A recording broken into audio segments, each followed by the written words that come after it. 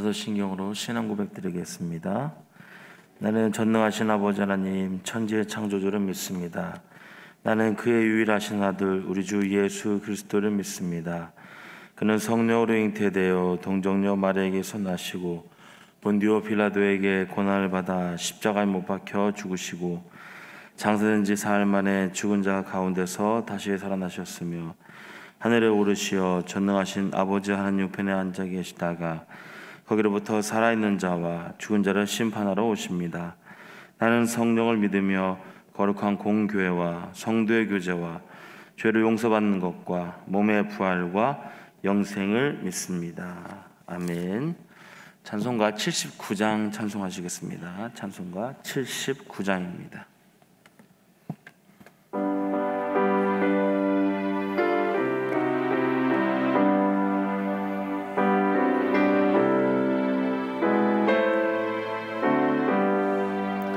주 하나님 지으신 모든 세계 내 마음속에 그리워 볼 때 하늘의 별 울려 퍼지는 내 성 주님의 권능 우주에 찬네 주님의 높고 위대하심을 내 영혼이 찬양하네 주님의 높고 위대하심을 내 영혼이 찬양하네 습속이나 험한 산 골짜기에서 지저귀는 저 새소리들과 고요하게 흐르는 시냇물은 주님의 솜씨 노래하도다 주님의 높고 위대하심을 내 영혼이 찬양하네 주님의 높고 위대하심을 내 영혼이 찬양하네 주 하나님 독생자 아낌없이 우리를 위해 보내주셨네 십자가에 피 흘려 죽으신 주 내 모든 죄를 대속하셨네 주님의 높고 위대하심을 내 영혼이 찬양하네 주님의 높고 위대하심을 내 영혼이 찬양하네 내 주 예수 세상에 다시 올 때 저 천국으로 날 인도하리 나 겸손히 엎드려 경배하며 영원히 주를 찬양하리라 주님의 높고 위대하심을 내 영혼이 찬양하네 주님의 높고 위대하심을 내 영혼이 찬양하네 하나님의 말씀 창세기 1장 14절에서 23절까지입니다. 구약성경 1페이지에 있습니다. 창세기 1장 14절에서 23절까지의 말씀 함께 교독으로 보신 후에 마지막 23절 함께 읽도록 하겠습니다. 하나님이 이르시되 하늘의 궁창에 광명체들이 있어 낮과 밤을 나누게 하시고 그것들로 징조와 계절과 날과 해를 이루게 하라. 또 광명체들이 하늘의 궁창에 있어 땅을 비추라 하시니 그대로 되니라. 하나님이 두 큰 광명체를 만드사 큰 광명체로 낮을 주관하게 하시고 작은 광명체로 밤을 주관하게 하시며 또 별들을 만드시고 하나님이 그것들을 하늘의 궁창에 두어 땅을 비추게 하시며 낮과 밤을 주관하게 하시고 빛과 어둠을 나누게 하시니 하나님이 보시기에 좋았더라. 저녁이 되고 아침이 되니 이는 넷째 날이니라. 하나님이 이르시되 물들을 생물에 번성하게 하라. 땅 위 하늘의 궁창에는 새가 나르라 하시고 하나님이 큰 바다 짐승들과 물에서 번성하여 움직이는 모든 생물을 그 종류대로 날개 있는 모든 새를 그 종류대로 창조하시니 하나님이 보시기에 좋았더라. 하나님이 그들에게 복을 주시며 이르시되 생육하고 번성하여 여러 바닷물에 충만하라. 새들도 땅에 번성하라 하시니라. 함께 읽겠습니다. 저녁이 되고 아침이 되니 이는 다섯째 날이니라. 아멘. 기도하겠습니다. 좋으신 아버지 하나님, 은혜를 감사합니다. 지난 간밤에도 저희들을 주님 품 안에서 편히 쉬게 해주시고 또 이 새벽에도 저희들을 주 앞에 불러주심을 감사합니다. 물을 떠난 고기가 살 수 없은 것 같이 저희가 주의 은혜가 없이는 살 수 없음을 고백합니다. 이 새벽에도 말씀과 기도 가운데 저희들을 만나주시며 주의 성령으로 충만케 하여 주옵소서. 오늘 한 날도 주님과 더불어 동행하게 하시고 주를 기쁘시게 하는 한 날 되게 해 주옵소서. 이 새벽에도 하나님께 감사의 예물과 또 1000번째 예물을 올려드립니다. 하나님 아버지, 믿음으로 또 순종으로 감사함으로 드리는 예물을 주님께서 기뻐 받으시고 약속하신 하늘의 복과 땅의 복으로 충만하게 채워 주옵소서. 주의 은혜로 종의 가정들을 형통케 해주시며 그 자녀들을 축복하여 주시옵소서. 예수님의 이름으로 축복하며 기도하옵나이다. 아멘.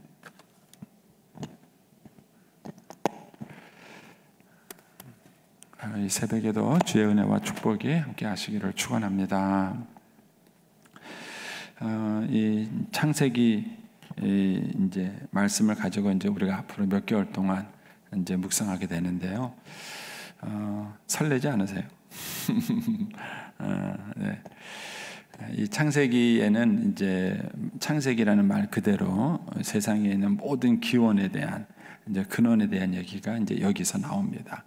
하나님께서 왜 아브라함을 부르시고 이스라엘 민족을 택하시고 그리고 예수 그리스도를 이 땅에 보내셨는가 하는 그런 하나님의 계획과 마음이 이제 담겨져 있는 것이 창세기입니다. 이 창세기 오늘 지금 읽은 14절부터 23절까지의 말씀에는 이제 넷째 날과 다섯째 날 이렇게 천지를 창조하신 이제 하나님의 그 창조 이야기가 여기에 기록이 되어져 있죠. 우리가 이제 통성경 그 공부할 때 창세기에 뭐가 있죠? 하나님의 마음 열방을 향한 꿈. 창세기에 나타나 있는 것은 하나님의 마음, 하나님의 마음, 하나님의 생각, 또 하나님이 어떤 마음을 갖고 계신지 이제 그런 이야기가 이 창세기에 나와 있습니다. 먼저 그 하나님이 넷째 날 만드신 것은 뭐냐면은 광명체, 해와 달과 별들을 넷째 날 만드셨어요. 여러분 이 창조의 순서를 기억하실 때 배경과 주인공 이런 개념으로 이해하시면 좋아요. 첫째 날, 두 번째 날, 세 번째 날은 배경을 만드셨어요. 그리고 넷째, 다섯째, 여섯 번째 날에는 그 배경 안에 있는 주인공. 예를 들어서 첫째 날 뭘 만들었죠? 하나님이 빛을 만드셨잖아요. 넷째 날 뭘 만들었죠? 오늘 여기 보면은 그 하늘에 있는 광명체, 그 빛을 큰 광명체, 작은 광명체 그렇게 해서 해와 달과 별들 이렇게 만드신 거예요. 그 다음에 두 번째 날 뭘 만들었냐면은 하늘을 만들었죠. 하늘을 만들고 다섯 번째 날 여기 보면은 뭘 만들었습니까? 하늘 위에 날아다니는 새들을 만드신 거예요. 그리고 그 하늘과 더불어서 밑에 뭐가 있었으면 바다가 생기죠. 바다. 그 바다에는 뭐가 생겼죠? 생물들, 바다에 사는 생물들. 그래서 거기에 뭡니까? 5번째 날 되면은 이제 하늘의 새들과 바다의 생물들 그렇게 만든 거예요. 그리고 이제 3번째 날은 뭘 만드셨죠? 땅을 만드시고 땅 위에 여러 식물들이 생겼습니다. 그래서 이제 6번째 날 마지막에 뭘 만드냐면은 그 땅 위에서 살 수 있는 짐승들과 사람을 만드신 겁니다. 이해가 되세요? 그래서 이 창조의 순서를 여러분 기억하실 때 배경과 주인공 이런 개념으로 이해하시면은 6가지 창조의 그 순서를 여러분들이 딱 기억할 수 있습니다. 외우시면 더 좋고요. 1절부터 그냥 창세기 1장. 그래서 이제 배경과 주인공을 만들었는데 이제 오늘 이제 4번째, 5번째, 내일은 6번째 이렇게 볼 텐데 이 4번째 날, 5번째 날 만든 게 이제 요곳의 주인공들인 만든 것이죠. 자, 그래서 이제 14절 보시겠습니다. 그러면 하나님이 이르시되 하늘의 궁창에 광명체들이 있어 낮과 밤을 나누게 하시고 그것들로 징조와 계절과 날과 해를 이루게 하라. 그렇죠? 그러니까 하나님이 해와 달을 이제 거의 만드셨고 해와 달과 별들을 만드셨고 그것들을 통해서 징조, 계시, 날과 해를 이루게 하라 이렇게 만든 거예요. 그래서 이제 우리가 음력이니 양력이니 하는 게 모두 다 이 해와 달과 관계가 있는 거예요. 해와 달과 관계가 있어서 음력 양력을 이렇게 알 수 있고 또 이제 이런 것들을 통해서 우리가 이제 계절의 구분이나 이런 것들을 이제 알 수 있게 되죠. 이게 하나님께서 만드신 설계도다 이렇게 얘기를 합니다. 그래서 이제 16절부터 보시면 큰 광명체는 낮을 주관하고 작은 광명체는 밤을 주관하고 그래서 그것들이 하늘에서 땅을 비추도록 이렇게 만들고 18절에 가시면은 낮과 밤을 주관하셔서 빛과 어두움을 나누게 하셨다. 그런 얘기가 나오죠. 그다음에 20절에 가면은 하나님이 있을 때 물들은 생물을 번성하게 하라. 그러니까 이제 바다에 그죠? 바닷물들은 생물들을 번성하고 땅 위에 하늘에는 새가 나르라 이렇게 말했죠. 그다음에 21절에 가면은 큰 바다 짐승들과 물에서 번성하여 움직이는 모든 생물들을 하나님께서 만드셨어요. 그리고 22절에 가면은 하나님이 그들에게 복을 주시며 죄송합니다. 21절에 가면은 그 종류대로 날개에 있는 모든 새를 그 종류대로 만들었다. 그렇게 말씀하시고 그다음에 22절에 가면은 하나님이 그들에게 이제 복을 주시죠. 생육하고 번성하여 바닷물에 충만하라. 그리고 새들도 땅에 번성하라. 이게 참 재밌어요. 여기 보면은 22절에 보면은 새들이 어디에 번성하라고요? 땅에 번성하라. 이렇게 말을 해놓고 그 다음에 20절에 가면은 새는 어디에 나려라? 하늘의 궁창에 나려라. 그래서 이제 새들은 하늘과 땅을 동시에 있는 거예요. 날 때는 하늘을 나르고 살 때는 땅에 살아요. 재밌잖아요. 이거를 가만히 보면은 이 세상 창조가 하나님의 뜻과 계획 가운데 실행된 이것들을 이제 볼 수 있습니다. 그럼 이제 여기에 담긴 하나님의 마음이 뭘까 하는 것입니다. 왜 하나님께서 이 창조의 사건을 여기다가 실어 주셨을까 하는 것입니다. 첫 번째 깨닫게 되는 것은 뭐냐면은 이 세상에 살아가는 것에는 하나님의 설계도가 있다 하는 거예요. 하나님의 설계도가 있다. 그래서 창세기 1장의 철저한 주어는 뭐냐면은 하나님이세요. 하나님이 가라사대, 하나님이 그대로 되라 하시니 하나님이 복을 주시고 또 하나님께서 나누시고 이렇게 한 거예요. 그래서 이 세상은 하나님이 설계하신 계획이 있어요. 눈은 왜 2개일까요? 왜 눈 위에 눈썹이 있을까요? 뭐 다른 건 자세히 모르겠지만 분명한 것은 하나님의 설계도입니다. 머리가 빠글빠글할까요? 하나님의 설계도예요. 하나님의 설계도라는 게 있습니다. 그러면은 하나님이 이 세상을 설계해서 창조하기 전에는 어떤 일이 있었을까? 우리 어제 보셨겠지만 2절 말씀을 보세요. 2절 말씀. 2절 말씀에 뭐라고 되어 있죠? 하나님이 창조하기 전의 모습이에요. 2절은 하나님이 세상을 창조하기 전의 모습인데 땅이 혼돈했다. 혼돈한 게 뭐예요? 무질서하다는 거예요. 엉망으로 있었다는 거예요. 그 다음에 뭐죠? 공허했다. 아무것도 없었다는 거예요. 아무것도 없어요. 그래서 여러분들이 집에 들어가셨을 때에 집 정리가 안 되고 막 엉망진창이면 뭐예요? 정신 하나도 없죠. 그런데 이제 오랜만에 청소도 싹 하고 물건을 다 제자리에 정리해두고 그러면은 집이 깔끔하잖아요. 그런데다가 또 새로운 집에 이사 갔을 때 아무것도 없어요.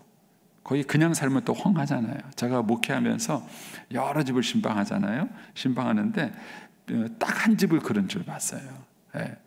그 밀양에 있을 때 한 권사님 댁인데요. 집에 거의 없어요. 아파트가 크거든요. 큰 아파트인데 들어가면 헝해요. 그분은 뭘 사놓는 걸 그 싫어하세요. 뭘 사놓는 걸. 집에 들어가면 정말 단순해요. 소파, TV 끝. 없어요. 거실에 아무것도 없어요. 아무것도 없어요. 그래서 야, 이렇게 사시는 분들이 있네. 근데 그냥 그분은 뭐 집에 뭐 잡다한 걸 걸어두는 거를 싫어하시더라고요. 근데 보통은 어떻게 하죠? 집에다가 뭐 액자도 걸고 뭐도 걸고 막 이러잖아요. 여기 보면은 공호, 공호 아무것도 없는 헝한데 거기에 뭘 채우는 거예요. 아무것도 없는데. 그러니까 하나님께서 이제 상상을 해보세요. 이제 무질서하고 공허했는데 하나님이 그걸 질서 있게 만들기 시작한 거예요. 그래서 물과 물로 나뉘라. 그래서 밑에는 바다가 있고 위에는 하늘이 있어라. 그리고 바닷물도 또 한 곳에 모여라. 그래서 거기 바다를 만들고 땅을 만드세요. 이렇게 구분을 만드시고 하늘에 아무것도 없었는데 거기다 해도 만들고 달도 만들고 여러분 해와 달과 별이 없는 하늘을 상상해 보셨어요? 부여에 와서 제가 별이 이렇게 많다는 느낌을 잘 못 받았어요. 밤에 안 쏘다녀서 그런가. 근데 제가 이제 별이 많다고 느꼈을 때가 시골 교회 농촌에 있을 때예요. 거기는 동네 마을 회관 앞에 딱 가로등 하나 있는 게 끝이에요. 아무것도 없어요. 밤에 되면은 집이 불을 끄면 진짜 깜깜해요. 근데 하늘을 보면은요 그렇게 별들이 많아요. 별이 이렇게 많았나? 그런 생각이 들어요. 근데 만약에 그 하늘에 아무것도 없이 깜깜하면 어떡할까요? 공허하겠죠. 공허하겠죠. 여기서 우리가 아주 중요한 걸 배워요.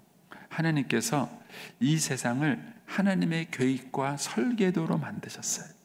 그런데 이 하나님의 계획과 설계도를 무시하면 어떤 일이 벌어지느냐? 혼돈스러운 거예요. 무질서하게 되는 거죠. 여러분 가정이 왜 무질서한지 아세요?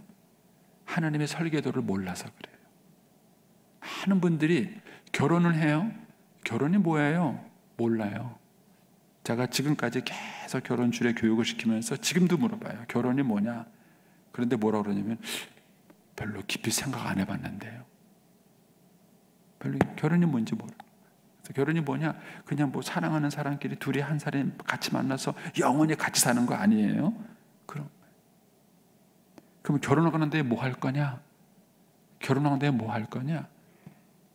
깊이 생각해보지 않은 거예요.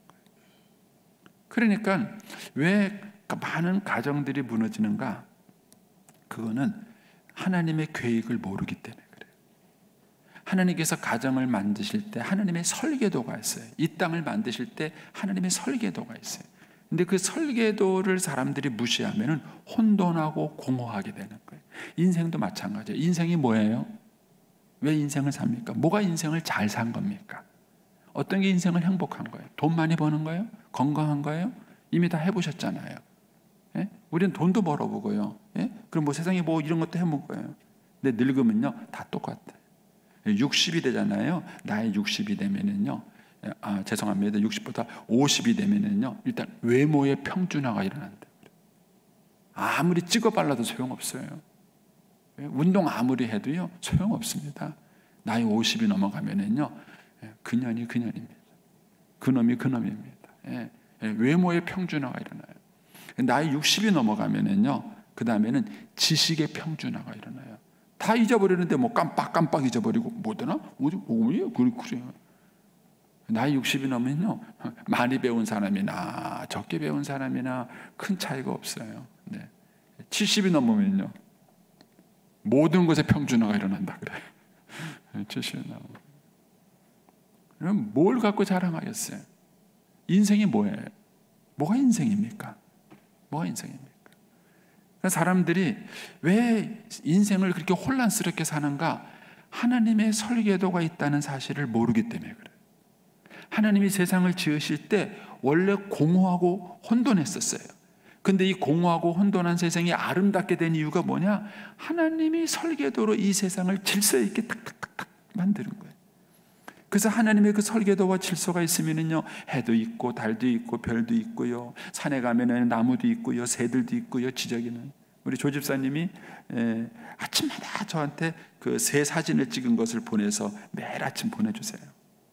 저는 그 새 보는 재미가 있습니다. 앉아서 새 보는 재미가 있는데 모르는 게 너무 많았더라고요. 그 새, 이런 새도 있었나? 그리고 그 새들이요, 저는 물고기를 그렇게 많이 잡아먹는지를 몰랐어요. 새들이 그 물고기 잡아먹는 것도, 또 새들끼리 자기들끼리 사랑놀이 하는 거 아세요? 그런 것도 사진 찍어서 이렇게 보내주신 거 보면, 새들도 뭐 이러고 지내네. 그게 참 재밌어요. 재밌습니다. 그러면 하나님께서 어떤 계획과 설계도를 가지고 이 세상을 만들었고, 그 하나님의 계획과 설계도로 살아갈 때 혼돈스러운 세상에 질서가 오는 거예요. 그리고 질서가 있는 곳에서 아름다움이 있는 거예요. 그런데 사람들은요, 하나님의 계획과 설계도가 있다는 사실을 의식하지도 않고 무시하고 살아요. 인생이 뭡니까? 가정이 뭡니까? 어떤 것이 잘 사는 사람입니까? 거기에 하나님의 계획이 있다는 사실을 아십니까? 저와 여러분은 우연히 태어난 게 아니에요. 하나님께서 큰 광명을 만들어서 너는 낮에 있어라, 작은 광명을 만들어 너는 밤에 있어라, 별들을 만져서 하늘에 반짝반짝 빛 너는 하늘에 있어라, 이렇게 얘기하셔요. 그러면 하나님의 이 설계도와 계획을 저와 여러분이 무시하면은 인생이 혼돈스러워. 저는 지금 제 인생을 되돌아봤을 때 제가 참 감사한 것이, 물론 그때 모르고 또 반 억지로 하긴 했지만, 제가 농촌교회에 있으면서 결정을 해야 했어요. 내 계획대로 2년 만에 내가 안수받고 서울을 갈 것이냐, 아니면 하나님이 시키는 대로 이 농촌교회에 남을 것이냐. 이것이 제 인생의 큰 갈림길이었어요. 그때는 잘 몰랐어요. 그런데 많은 고민을 거듭거듭 하다가 저는 제 결정대로 하지 않기로 한 거예요. 그래, 하나님이 시키는 데까지 있자. 그리고 농촌교회에 남은 거예요. 근데 그것이 제 인생을 갈라놓는 큰 분수령이 될 거라는 사실을 그때는 몰랐어요. 나중에 알고 보니까 그때 정말 중요한 걸 제가 배운 거예요. 인생을 네 뜻대로 살래, 내 뜻대로 살래. 하나님이 그걸 저한테 물어보신 거예요. 근데 그때 제가 내가 계획한 대로 살지 않고 하나님의 뜻대로 살기로 결정했던 것이 저한테 너무 큰 축복이 됐다는 사실을 뒤늦게 알게 된 것입니다. 여러분, 이 창세기에 나타난 얘기는 뭐냐면은, 이 세상은 그냥 우연히 어쩌다가 존재한 것이 아니라 하나님의 계획 가운데 설계되고 만들어진 거예요. 그리고 그 하나님의 계획을 무시하면 세상은 혼돈에 빠집니다. 요즘 사람들이 인권이라는 이름으로 동성애를 조정하지 않습니까? 남자와 여자의 경계를 무너뜨리면 어떻게 하겠다는 겁니까? 그리고 내가 남자로 살지 여자로 살지를 본인 보고 결정하려는 거예요. 여러분, 그게 인간의 권리입니까? 가장 아름다울까요? 멋있을까요? 네? 여러분, 그것을 가리켜서 혼돈이다. 세상이 하나님의 질서를 떠나면 혼돈스러운 거예요. 아내는 남편에게 복종해야 합니다. 남편은 아내를 사랑해야 합니다. 자녀는 부모를 공경해야 합니다. 하나님의 설계도예요. 근데 이 하나님의 그 설계도를 어긋나서 살게 되면은요, 그 대가를 치릅니다. 삶이 혼돈스러워. 여러분의 인생을 한번 되돌아보십시오. 내 삶이 질서 있고 아름다웠나? 아니면 내 삶이 혼돈 가운데 있었는가? 만약 여러분의 삶이 혼돈 가운데 있었다면 그것은 하나님의 설계도를 무시했기 때문에 그런 것입니다. 그래서 이 말씀 속에 계속 반복되는 것이 있지요. 18절 말씀 가보시면, 낮과 밤을 주관하시고 빛과 어둠을 나누게 하시니 하나님 보시기에 좋았더라. 이 말이 계속 반복되죠. 어제도 반복됐고 오늘 21절 또 가시면 큰 바다의 짐승과 쭉쭉쭉 나오고 21절 끝부분에 뭐가 나오죠? 하나님 보시기에 좋았더라. 여러분, 인생을 살 때에 하나님 보시기에 좋게 사세요? 내가 보기에 좋게 사세요? 내가 보기에 좋게 사세요. 많은 사람들은 내가 보기에 좋게 산 거예요. 저도 처음에 가정생활할 때 이것 때문에 갈등을 일으킨 거예요. 아내하고 저하고 다른 게 너무 많아요. 저는요, 내가 보기에는 다 틀린 거예요. 여보, 제발 좀 물건 좀 제자리에 갖다 놔줘. 근데 제 아내의 특성이 물건을 제자리에 안 갖다 놓는 은사가 있습니다. 예, 쓰던 물건은 제자리에 그냥 탁탁 아무 데나 두는 습관이 있어요. 예, 예. 근데 그게 좋은 성격의 소유자라는 사실을 몰랐어요. 예. 그래서 저는요, 늘 내가 보기에 마음에 안 드는 거예요. 그래서 가정을 꾸밀 때 내가 보기에 좋게 가정을 꾸밀려고 그러는 거예요. 애들도 키울 때 내가 보기에 좋게 키우려고 그러는 거예요. 그래서 내가 보기에 마음에 안 들면 막 잔소리하고 막 혼내고 왜 그러냐고 신경질 내고 그랬던 거예요. 그런데 내가 보시기에 좋게 인생을 살아보니까 세상에 정신이 하나도 없는 거예요. 그래가지고 가정이 행복해지지 않더라고요. 가정이 행복해지지 않더라고요. 네. 저희 어머님도요, 하늘나라에서 귀가 좀 아프시겠지만 본인의 결혼 생활은 실패하신 분 아니에요. 근데도 꼭 아들 부부를 자기 보기에 좋게 만들려고 그러는 거예요. 자기 보기에 좋게 만들려고 자꾸, 어머니 그게 아니에요 그렇게 말해도 당신 보기에 마음에 안 든다고 싸우는 거예요. 당신 보기에 마음에 안 들면요, 아들하고도 인연을 끊고 집을 나가시는 분이 저희 어머님이세요. 그 고집 안 꺾으시더라고요. 참 어렵더라고요. 언제 꺾냐? 늙으니까 꺾으세요. 힘없으니까 꺾으세요. 힘없으니까 꺾으시는 거예요. 여러분, 인생은 뭐냐? 하나님 보시기에 좋아야 돼요. 그래야 세상이 아름다운 거예요.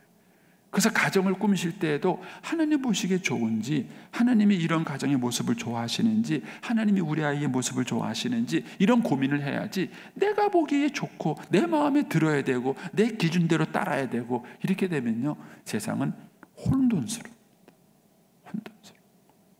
하나님 보시기에 좋은 가정, 하나님 보시기에 좋은 인생, 하나님 보시기에 좋은 세상이 있어요. 하나님 보시기에 좋은 세상이 제사장 나라예요. 하나님의 나라예요. 그래서 하나님이 그 우리의 주기도문을 가르쳐 주실 때도 아버지의 뜻이 하늘에서 이룬 것처럼 이 땅에서 이루어지게 하소서 기도한 거예요. 그래야 그 세상 속에서 하나님의 영광이 일어나고 하나님의 나라가 이루어지고 아름다운 거예요. 많은 경우 왜 인생이 실패하고 가정이 불행하는가? 내가 보기에 좋게 만들려고 했기 때문에 그래요.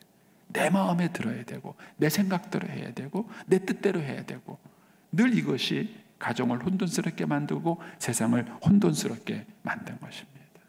그런데 이 혼돈하고 공허한 세상이 아름답게 된 것은 뭐냐? 하나님 보시기에 좋았더라. 이것 때문이에요. 하나님 보시기에 좋았더라. 그래서 이 세상에는 하나님의 설계도가 있고 그 하나님의 설계도의 기준대로 살아갈 때 그 인생이 행복한 것입니다. 인생도 그렇고 가정도 그렇고 교회도 그렇고 이 세상도 그런 것입니다. 하나님 보시기에 어떤가 하는 것이죠. 그래서 우리가 성경을 보면서 계속 그 부분을 묵상하셔야 되는 거예요. 하나님의 설계도가 뭐고, 하나님의 뜻이 뭐고, 하나님 보시기에 어떤가, 내 인생은 하나님 보시기에 어떨까, 세상 사람들이 보기에 좋은 인생인가, 아니면 하나님 보시기에 좋은 인생인가, 이것을 끊임없이 물어야 돼요. 그리고 그걸 찾아야 돼요. 그것이 가장 아름다운 세상이라는 사실을 우리가 확신을 하셔야 하는 것이죠. 그 다음에 또 여기에서 하나님 보시기에 좋았다라는 이 말을 이제 나중에 창세기 2장에 가시면은요, 하나님이 사람을 창조하고 난 다음에는 하나님 보시기에 안 좋았다, 좋지 않았다, 이 얘기를 하시죠. 그래서 아담이 혼자 있는 것이 하나님 보시기에 좋지 않아서 그를 위해서 뭘 지으십니까? 하와를 지으셔서 같이 살게 하시죠. 이 말을 보면은 이 하나님 보시기에 좋았다라는 얘기는 그냥 하신 얘기가 아니에요. 만약에 하나님께서 뭘 창조해 놓고 하나님 보시기에 안 좋았으면 어떻게 할까요? 다시 하신 거예요. 또 하신 거예요. 그리고 결국 오늘은 셋째 날이다, 오늘은 넷째 날이다, 이렇게 끝나게 된 것은 뭐죠? 하나님 마음에 들 때 끝난 거예요. 하나님 보시기에 좋았다. 이 얘기를 신약 그 구약 성경에서 다른 말로 뭐라 그러냐면은 하나님의 열심이다, 이렇게 말하는 거예요. 하나님의 열심. 하나님 보시기에 좋을 때까지 하나님은 그 열심을 멈추지 않으세요. 이거를 이해하기 좋은 게 뭐냐면은요, 부모의 열심, 엄마의 열심, 한국 사람의 치맛바람. 엄마의 치맛바람이 언제 끝나죠? 엄마 마음에 들 때까지예요. 내 자식이 내가 원하는 만큼 공부하고, 내가 원하는 대학에 가고, 내가 원하는 여자랑 결혼해서, 내가 원하는 그게 엄마의 열심이에요. 그 열심이 그냥 얼마나 달달달 볶고 쉬지 않는 열심이죠. 주무시지도 않고 새벽부터 일어나가지고. 그런데 하나님의 열심이 있다는 거예요. 여러분, 하나님은 저와 여러분이 하나님 보시기에 좋은 인생이 될 때까지 쉬지 않으세요. 저는 그래서 감사하고 행복해요. 나는 부족하지만, 나는 연약하지만 날 향한 하나님의 열심이 있어요. 날 향한 하나님의 계획이 있어요. 그리고 하나님은 나를 향한 그 계획을 이룰 때까지 하나님의 열심이 식지 않으세요. 그리고 그 열심을 가지고 때로는 나를 책망하시고, 때로는 나를 격려하시고, 때로는 나를 축복하시고, 때로는 나에게 사람을 붙여주시고, 그렇게 하셔서 하나님이 나를 막 이끌어 가셔요. 그것이 하나님 보시기에 좋았더라 하는 말이에요. 하나님 보시기에 좋았더라. 여러분이 창조의 사건 속에는 이런 하나님의 마음이 담겨져 있습니다. 저와 여러분이 이런 하나님의 마음과 설계도를 다시 한번 잘 묵상해 보시고, 오늘 한날을 살아가는 것도 하나님의 계획이 있습니다. 하나님의 뜻이 있어요. 그리고 하나님 보시기에 좋은 그런 오늘의 한날이 되시기를 축복합니다. 기도하겠습니다.